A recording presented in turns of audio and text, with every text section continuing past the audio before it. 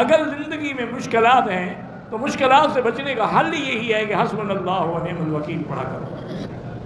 گھر میں کوئی بڑی پریشانی ہو جاتی ہے یہی سارے گھر والے حسبنا اللہ و نعم الوکیل۔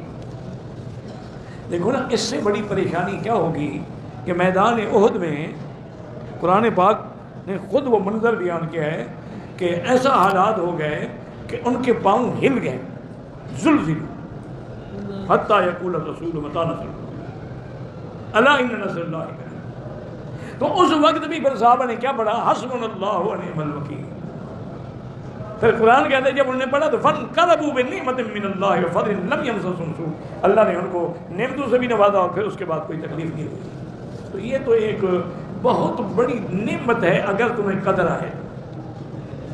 بعض اللہ والوں نے کتاب لکھی ہے القول الجمیل فی فضل حسبنا اللہ و نعم الوکیل کہ اس کے پڑھنے کے کیا کیا فائدے ہیں۔